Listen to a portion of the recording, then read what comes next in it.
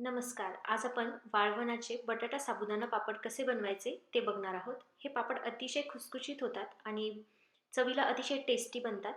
बनवायला देखील हे तितकेच सोपे आहे. तर पापड बनवण्यासाठी मी इथे 125 ग्रॅम साबुदाणा घेतला आहे. आतपाव. तुम्ही वाटीवर हे प्रमाण बघू शकताय. हा आतपाव साबुदाणा आहे. साबुदाणा आपल्याला व्यवस्थित भाजून घ्यायचा आहे. त्याच्यामुळे पापड छान खुसखुशीत होतात. तर मी इथे 7 ते 8 मिनिटं मंद गॅसवर साबुदाणा छान भाजून घेणार आहे. भाजल्यामुळे साबुदाणा थोडासा हलका होतो. साबुदाणा गार झाल्यानंतर याची आपण मिक्सरमधून बारीक पावडर करून घेऊ. तर इथे 125 ग्रॅम साबुदाण्यासाठी मी अर्धा किलो बटाटे घेतले आहेत. आपण बटाटे उकडून घेतले आणि मी आता याची इथे सालं काढून घेते. आता हे बटाटे आपण किसून घेऊ. याच्यामध्ये बिलकुल गाठी राहायला नको. तर बटाटे आपले व्यवस्थित किसून घ्यायचे आहेत. तर इथे मी अर्धा किलो बटाटे आणि 125 ग्रॅम साबुदाणा घेतला आहे. तुम्हाला जर 1 किलो बटाट्याचे पापड करायचे असतील तर 1 किलो बटाट्यासाठी तुम्हाला पाव किलो साबुदाणा घ्यायचा आहे. बटाटे देखील आपले किसून झालेले आहेत. साबुदाणा देखील आपला व्यवस्थित थंड झालेला आहे. आता इथे मिक्सरच्या भांड्यामध्ये साबुदाणा घेऊन आपण याची पावडर बनवून घेऊ. आपल्याला अतिशय बारीक पावडर बनवून घ्यायची साबुदाण्याची. आता याच्यामध्ये आपण तयार साबुदाण्याची पावडर घालू. तर मी इथे ती चाळणीने गाळून घेतली आहे. आता याच्यामध्ये 1 चमचा चिली फ्लेक्स घालायचे आहे. तर इथे मी लाल मिरची मिक्सरमधून वाटून ती घातली आहे. त्याऐवजी तुम्ही हिरवी मिरची देखील वापरू शकता. याच्यामध्ये चवीप्रमाणे मीठ घालायचे. आता आपण हे सर्व व्यवस्थित मिक्स करून याचं कणिक मळून घेऊ. हे आपल्याला छान 3-4 मिनिटं व्यवस्थित दाबून याचं कणिक आपल्याला मळून घ्यायचं आहे. आता इथे आपलं कणिक मळून तयार आहे. तर हे आपण अर्धा तास असंच भिजत ठेवू,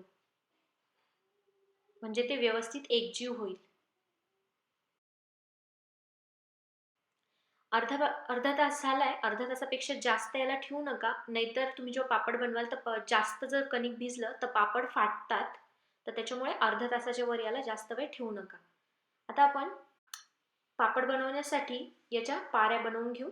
तर मी इथे पुन्हा हे पीठ व्यवस्थित एकजीव करून घेतलंय आणि आता हात स्वच्छ धुवून आपण याच्या गोल पाऱ्या बनवून घेऊ, म्हणजे पीठ हाताला चिकटणार नाही.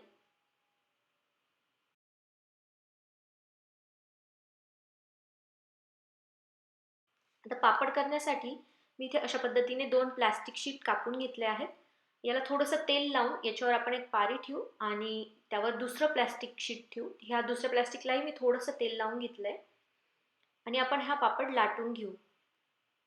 तुम्ही बघू शकता पापड आपला व्यवस्थित लाटून झाला. याला गोलाकार देण्यासाठी मी इथे झाकणाच्या सहाय्याने याला छान गोलाकार देऊन घेतलाय, म्हणजे पापड सगळे एकसारखे दिसतील. आता याला उन्हात वाळत घालायचे. अशा पद्धतीने अगदी अलगद तुम्ही वरचं प्लास्टिक काढून घ्यायचंय.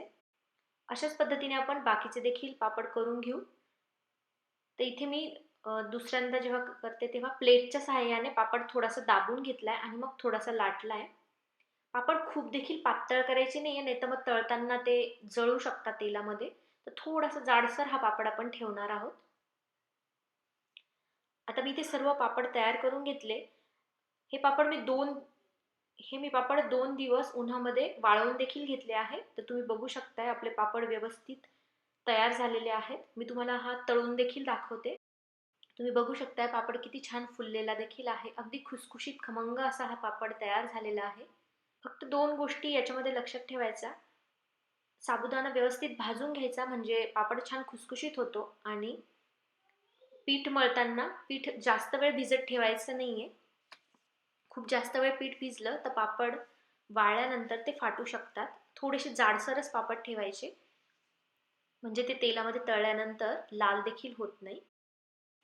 आणि अशाच नवनवीन रेसिपींच्या अपडेट्ससाठी आपले मराठी किचनला सबस्क्राईब करा. सबस्क्राईब केल्यानंतर त्या शेजारी असलेल्या बेलच्या आयकॉनवर देखील क्लिक करा, म्हणजे पुढच्या वेळेस जेव्हा मी नवीन रेसिपी व्हिडिओ अपलोड करेल तेव्हा त्याचे नोटिफिकेशन्स तुम्हाला सगळ्यात आधी समजतील.